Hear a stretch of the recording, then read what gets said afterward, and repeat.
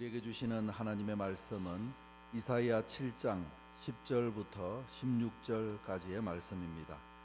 구약 성경 975쪽 이사야 7장 10절부터 16절까지의 말씀입니다. 이제 봉독해 드립니다.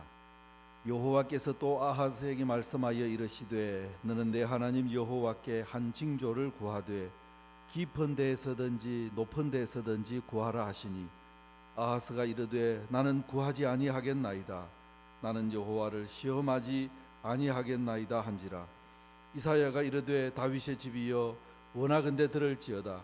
너희가 사람을 괴롭히고서 그것을 작은 일로 여겨 또 나의 하나님을 괴롭히려 하느냐. 그러므로 주께서 친히 징조를 너희에게 주실 것이라.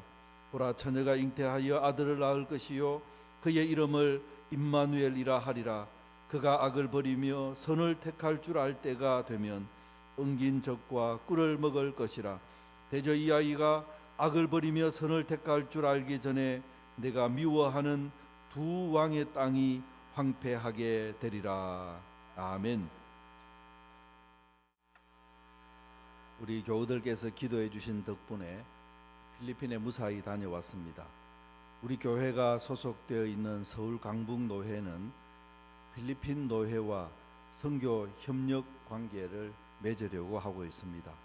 그런데 지난달에 필리핀이 태풍 피해를 입어서 IT 지진 피해보다도 더 참혹하다 하는 소식을 듣게 되었기 때문에 필리핀과 관계를 맺으려고 하던 차였기 때문에 이번에 구호하기로 했습니다. 월요일 새벽에 집에서 출발해서 필리핀 마닐라에 오전에 도착했습니다. 월요일은 현지인 목회자들을 대상으로 저희가 세미나를 열었습니다. 저를 포함해서 세 분의 목사님들이 연속적으로 강의를 했는데 아주 호응이 좋았습니다. 사회보는 목사님이 이 필리핀 목사님이신데 이 강사 소개를 하겠다고 저에게 와서 이름도 물어보고 이것저것 물어보는 것입니다. 그러다가 우리 교회에 교인들이 얼마나 모이느냐 그렇게 물어봤습니다. 이상하게 이런 것도 다 물어보는가 그렇게 싶어서 대답을 해주었는데 나중에 이분이 저를 소개하면서 아주 큰 교회 목사님이 오셨다고 이렇게 소개를 했습니다. 그래서인지 제가 워낙 또 강의를 잘하기 때문이기도 하겠습니다만은 얼마나 이분들이 열심히 듣고 그리고 또 질문을 많이 하는지요. 그래서 아주 제가 시간을 좀 길게 가지게 되었습니다. 화요일에는 태풍 피해 지역을 방문했습니다. 월요일에 세미나가 아주 늦게까지 진행이 되어서 잠도 제대로 자지 못하고 새벽 2시에 일어나서 공항으로 갔습니다. 구호품을 싣고 비행기로 1시간을 날아갔습니다. 일로라는 곳을 갔는데요. 그 지명 이름이 코라는 뜻이라고 합니다. 아마 지형이 사람의 코같이 생겼다. 그래서 일로라 그런 이름이 붙었다고 합니다.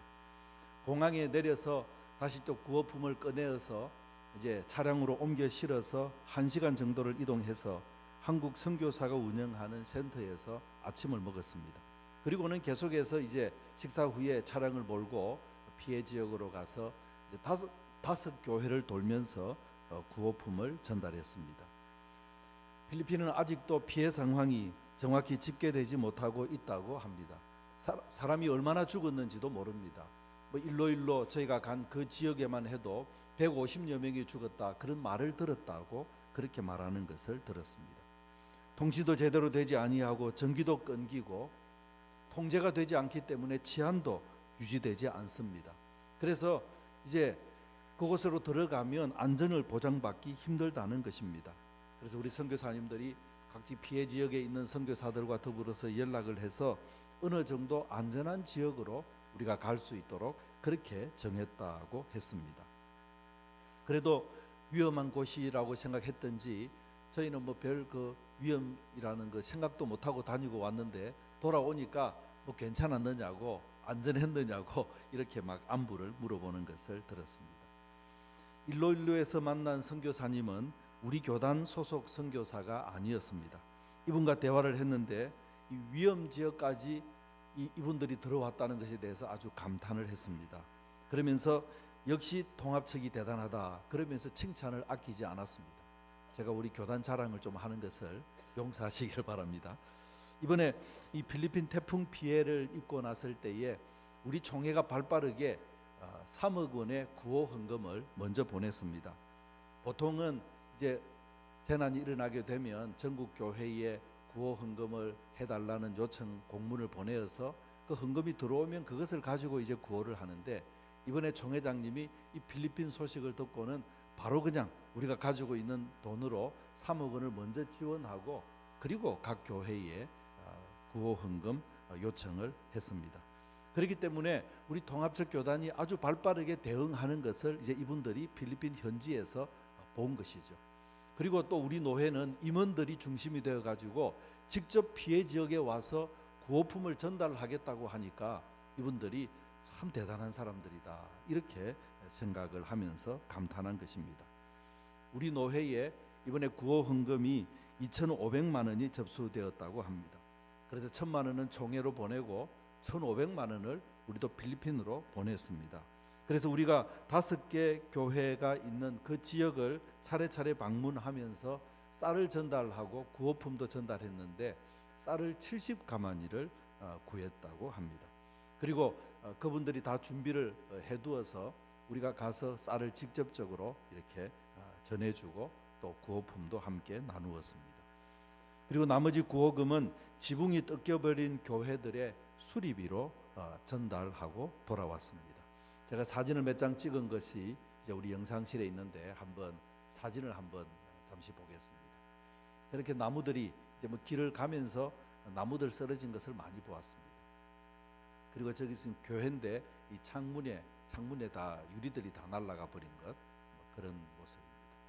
사람들이 저렇게 숲 속에 들어 있더라고요. 살고 있더라고요.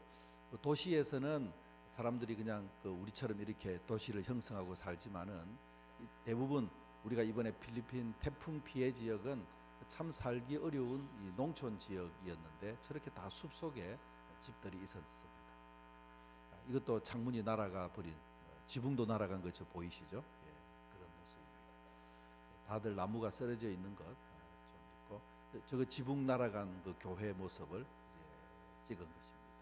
사람들이 이제 우리가 와서 이제 구호품 전달하는 그 광고가 되어서 많은 분들이 모여서 함께 예배하고 찬양하고 그리고 구호품을 나누어 주었습니다. 저기 저 집사람도 보이죠? 예. 거기 저 뒤에 보시면은 그 이제 사람들이 모여서 함께 찬양하고 또 말씀도 간단하게 전하고 그리고 이제 구호품 나누어 주는 시간 있었습니다. 다 천정이 날아가 버린 그 모습들 찍은 것입니다. 예. 여기는 사택이라고 했는데요. 사택도 다 날아가 버렸어요. 사택이 이제 교회 예배당이 있으면 그 다음 이제 칸에 사택을 마련했는데 저 날아가 버려 가지고 이 강대상 앞에 이 텐트를 그 저기 저 천막을 이렇게 휘장을 이렇게 둘러놓고 뒤에서 생활하고 있는 그런 모습도 보았습니다.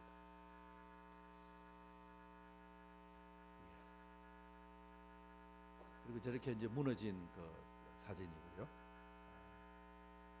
쌀을 나누어 주는 사진이 하나 있는데 제가 열심히 나누어 준다고 제가 사진 카메라로 찍지를 못해가지고 저 뒤에 하나 숨어 있는 저 사람이 아마 제가 아닌가 싶습니다.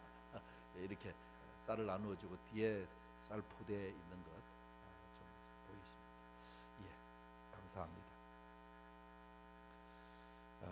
함께 찬양하고 그리고 또 쌀을 나누어주고 그렇게 하면서 우리의 참 이 작은 발걸음이 하나님께서 함께 하시는구나 하는 것을 기억하는 도구가 되기를 기도했습니다. 사실 하나님 때문에 얼굴 한번 보지 못한 먼 나라 사람이 필리핀까지 와서 또 이렇게 구석진 곳에까지 와서 돕는다는 것, 이거 생각하면서 하나님께서 우리와 함께 하시는구나 이런 느낌을, 이런 믿음을 이분들이 놓치지 않게 된다면 우리가 도와드린 것은 살아가는데 생각해 본다면 그 얼마 되지 않는 것이죠. 10년을 살 것을 우리가 드린 것도 아니고 며칠 이제 지낼 수 있는 것밖에 되지 않을 것인데 그럼에도 불구하고 그 가운데 하나님의 손길이 느껴지게 해 주십시오. 그렇게 기도했습니다.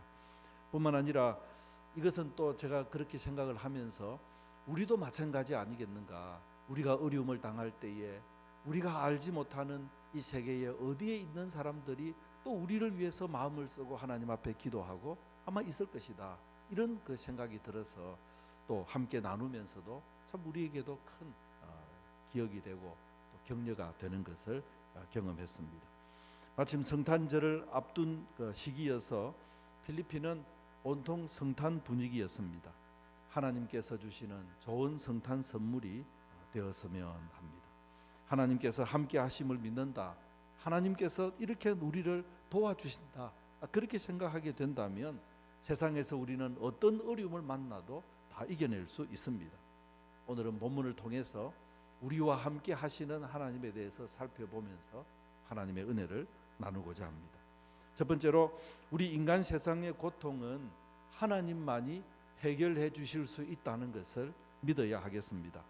오늘 본문은 이스라엘이 남북으로 나누어져서 이따가 이 북쪽 이스라엘이 먼저 망하는데 그 북쪽 이스라엘이 망하기 한 13년 전에 그런 일어났던 일입니다.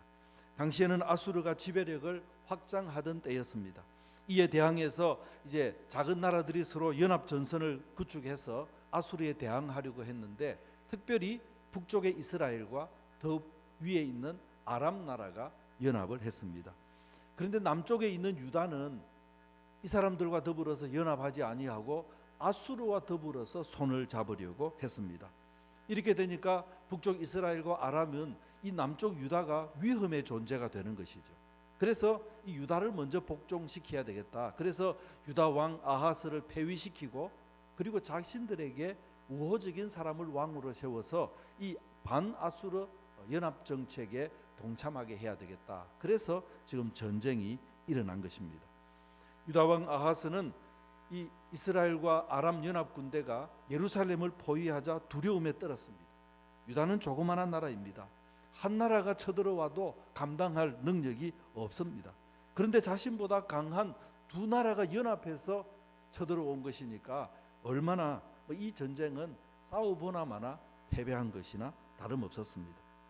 2절의 말씀을 보면 어떤 사람이 다윗의 집에 알려 이르되 아람이 에브라임과 동맹하였다 하였으므로 왕의 마음과 그의 백성의 마음이 숲이 바람의 흔들림 같이 흔들렸더라. 그렇게 말하고 있습니다.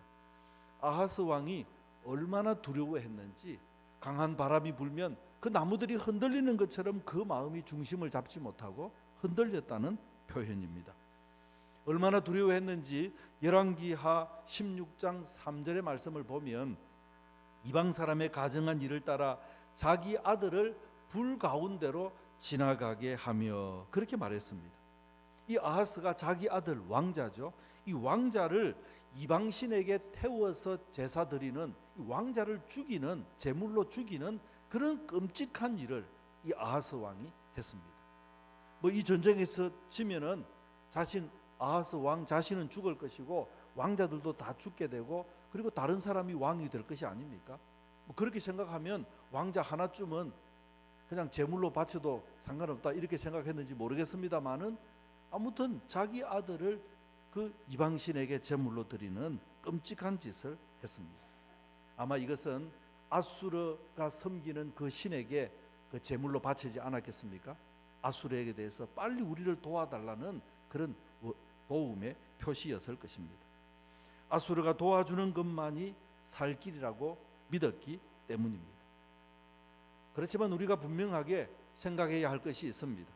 우리가 인생이 살아가면서 이 땅에서 겪게 되는 그 모든 어려움의 진정한 도움은 이 땅에 있는 것으로부터 오지 않는다는 사실입니다. 세상 나라에 있지 아니하고 세상 인생들에게 내 인생에 도움이 있는 것이 아닙니다.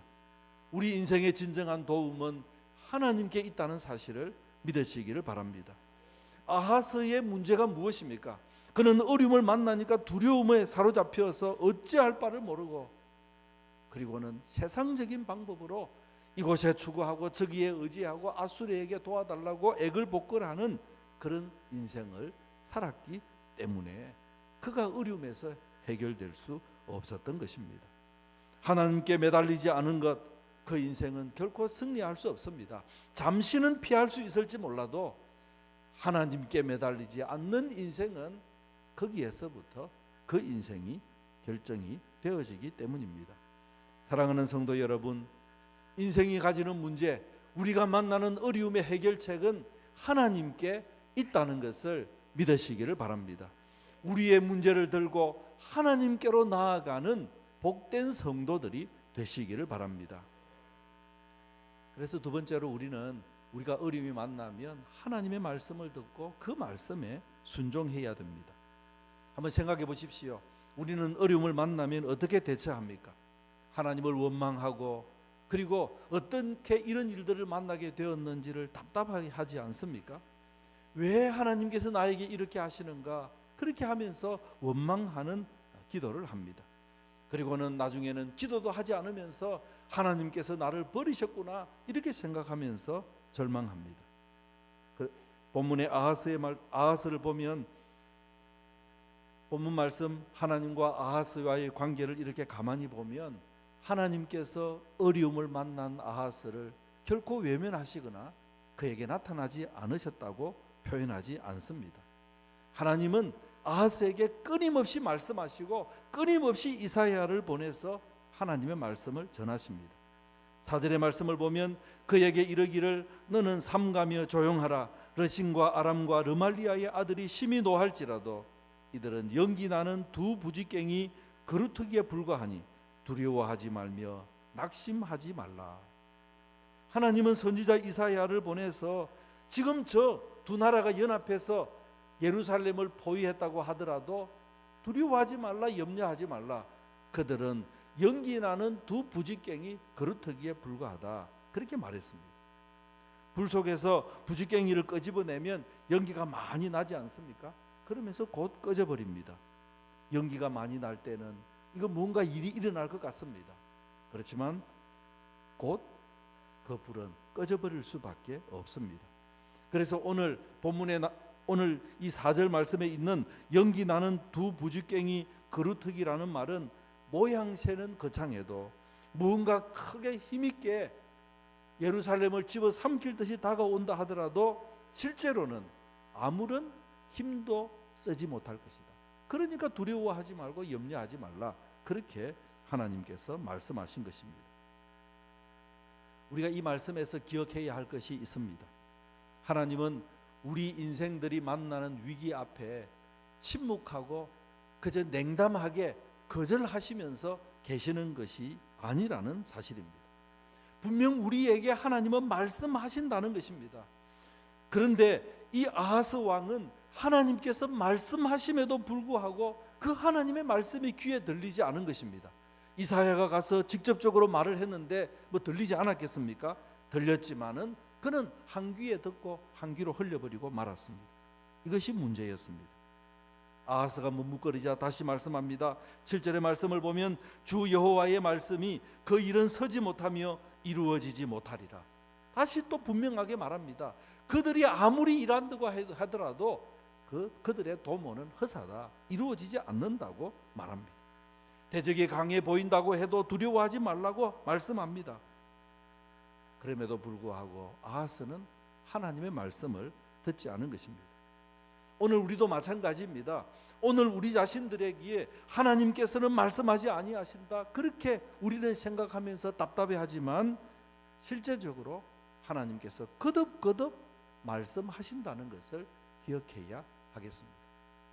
내 관심이 내가 바라는 방향대로 하나님께서 말씀하시지 않기 때문에 내가 잊어버리는 것이죠. 하나님이 말씀하셔도 그거 근성으로 들어버리기 때문에 아예 듣지 못한 사람같이 그렇게 행동하기 때문이라 하겠습니다. 그러므로 우리는 무슨 일이 생기든지 간에 우리에게 어려움이 닥치게 되었을 때는 하나님께 나아가서 하나님을 붙들고 하나님의 음성을 듣기를 원하고 하나님께 마음을 바쳐야 한다는 것을 기억하시기를 바랍니다. 하나님의 말씀에 집중해야 합니다. 9절의 말씀을 보면 만일 너희가 믿고 굳게 믿지 아니하면 너희는 굳게 서지 못하리라 말씀했습니다. 하나님의 말씀을 굳게 믿어야 합니다. 그리고 그 말씀 위에 서야 합니다.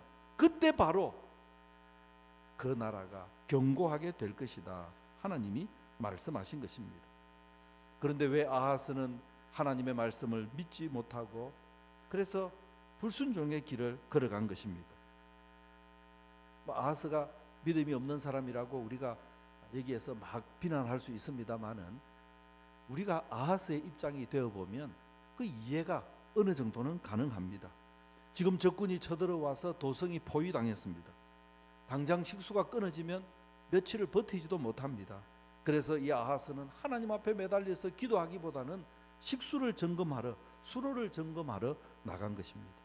아수르의 원군이 올 때까지는 버틸 수 있는 물이 있어야 되겠기 때문입니다. 그런데 이사야는 수로를 점검하러 가는 그 아하스에게 말합니다. 하나님의 말씀을 전합니다. 그러니까 지금 이 아하스가 지금 긴급한 게 무엇인데 아니 지금 저런 말을 하고 있는가? 현실감을 좀 선지자시여 좀 현실감을 좀 가지고 말씀하는 것이 필요하지 않겠습니까? 지금 국제 정세가 어떻게 다급하게 돌아가고 있는데 지금 하나님만 바라보고 앉아 있으라고 말하니 당장 식수가 끊겨지면 우리가 살아날 수 있겠습니까? 참 대책 없는 사람이구나 이렇게 생각하면서 한심스럽게 아마 이사야를 보았을 것입니다. 너무 현실성 없는 그런 사람이라고 여겨졌기 때문입니다. 우리가 막을 힘이 없다면 마땅히 더 강한 나라에게 도움을 요청해야 한다고 생각했기 때문입니다. 그 이외에 길이 없다고 여겼기 때문입니다. 이것이 아하스가 가지고 있었던 한계였습니다. 그렇다면 오늘 우리는 어떻게 생각하고 어떻게 우리의 문제를 바라보시는 것입니까?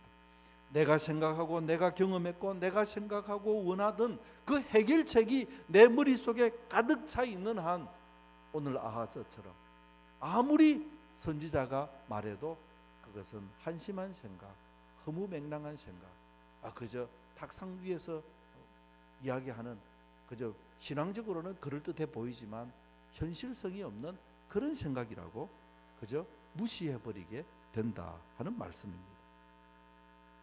그러면 우리는 어떻게 해야 하겠습니까? 하나님께서 현실성 없는 말씀을 우리에게 하셨다고 생각이 되어질 때 어떻게 해야 하는 것입니까? 그때는 무시해버리고 끝내버려야 하는 것입니까? 오늘 하나님께서는 아하스에게 이렇게 말씀하십니다. 이 말을 믿지 못하겠느냐? 그러면 징조를 구하라. 그렇게 말씀하신 것입니다. 오늘 본문 11절 말씀을 보면 너는 내 하나님 여호와께 한 징조를 구하되 깊은 데에서든지 높은 데에서든지 구하라. 무슨 말씀입니까? 지금 아하스에게 하나님께서 놀라운 징조를 보여주어서 하나님의 말씀이 진정한 해결책이라는 것을 믿게 해주겠다는 것입니다. 그러니까 무슨 징조를 행할지 그 징조를 구하라. 그렇게 지금 말씀하신 것입니다. 여기에서 우리가 본문을 읽으면서 주의해야 할 것이 있습니다. 하나님께서는 우리가 어려움을 만나서 하나님의 뜻을 간구하고 하나님의 도움을 간구할 때에 분명히 말씀하신다는 사실, 이거 조금 전에 제가 말씀드렸는데 우리가 이것 분명히 기억해야 합니다. 하나님이 말씀하지 않기 때문에 내가 어려움 당합니다. 절대 없다는 말씀입니다. 분명 하나님은 어떤 방면으로든지 우리에게 말씀하셨다는 것입니다. 문제는 내가 그 말씀보다는 다른 생각으로 가득 차 있기 때문에 그 생각이 들어오지 않는 것이죠. 여기에서 우리가 조심해야 될 것이 있습니다. 이것이 하나님께서 주시는 혹시 말씀이 아닌가 이런 생각이 들게 되었을 때에 이거 너무 현실성 없는데, 이거 너무 허무맹랑한 것인데, 이거 해가지고 내가 도리어 빨리 망하라는 길이지, 이렇게 여러분 생각하시고 그것을 버려버리지 말고 그것을 품으라는 것입니다. 그것을 품고 하나님, 이런 생각이 갑자기 나에게 들었는데 이것이 주님께서 주신 생각입니까? 그렇다면 징조를 보여주십시오. 이렇게 말하라는 것이에요. 하나님께서 주신 말씀이라면 하나님께서 주신 말씀이라는 증거를 보여주십시오. 지금 제가 보기에는 이거 너무 허무맹랑한 해결책인데 하나님, 이것이 정말 진정한 해결책이라는 것을 저로 하여금 깨닫게 해주십시오. 이렇게 기도하라는 말씀입니다. 무슨 말씀입니까? 하나님께서 들려주신 그 말이 무가치하다고 버려버리지 말고, 그래서 기억 속에서부터도 다 잊어버리지 말고 그것을 포착해서 간직하고 질문하라는 거지. 하나님께서 징조를 보여주지 않으면 쓸데없는 생각이었구나, 그렇게 버리면 되는 것이고, 그것을 간직하면서 기도를 했더니 하나님께서 정말 말씀을 통해서, 예배를 통해서, 설교를 통해서, 내가 성경을 읽고 묵상하는 것을 통해서, 내 개인적으로 기도하는 그 기도 시간을 통하여서, 심지어는 다른 사람과 더불어서 대화를 나누면서도 하나님께서 이것이다, 그렇게 확신 있게 말씀해 주시는 것을 경험하게 된다는 말씀입니다. 오늘 우리가 신앙적으로 승리하지 못하게 되는 것은 하나님의 말씀을 너무 쉽게 버려버리기 때문에, 너무 쉽게 잊어버리기 때문에 하나님의 해결책을 우리는 따라가지 못하게 되는 것입니다. 하나님은 아하스에게 말씀하셨습니다. 징조를 구하라. 그러면 내가 이 일이, 지금 이사야를 통해서 하나님이 전하시는 이 말씀이 이스라엘을 살리는 유일한 해결책이라는 것을 알게 해주겠다, 그렇게 말씀하셨음에도 불구하고 아하스는 이것을 거부한 것입니다. 시편 32편 8절의 말씀을 보면 내가 내 갈 길을 가르쳐 보이고 너를 주목하여 훈계하리로다 하셨습니다. 하나님께서 우리의 갈 길을 가르쳐 보여주겠다는 것입니다. 그리고 그 길이 잘 되었는지 잘못되었는지 거기에 대해서 하나님께서 훈계하시고 훈수를 두시겠다고 말씀하십니다. 그렇게 말씀하신 분이 우리에게 아무런 말씀도 없다면 그것은 문제가 있는 것입니다. 하나님께 문제가 있는 것이 아니라 바로 내가 나에게 문제가 있다 하는 말씀입니다. 사랑하는 성도 여러분, 결코 하나님은 우리를 어려움 가운데 내팽개쳐 버리시는 것이 아니라는 것을 믿으시기를 바랍니다. 하나님 앞에 끝까지 나아가서 우리 주님께서 주시는 음성을 듣고 그것이 이해되지 아니하고 그것이 진정한 해결책이 아닌 것 같은 느낌이 들 때는 오늘 하나님의 말씀처럼 우리가 징조를 구하고 그 말씀이 믿어질 때까지 주님의 말씀과 씨름하는 사람이 되어야 한다는 말씀입니다. 아하스는 징조를 구하라 그 하는 하나님의 말씀도 거부했습니다.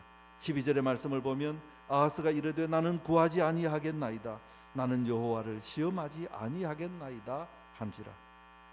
아하스는 자신의 계획을 수정하기를 원하지 않았습니다.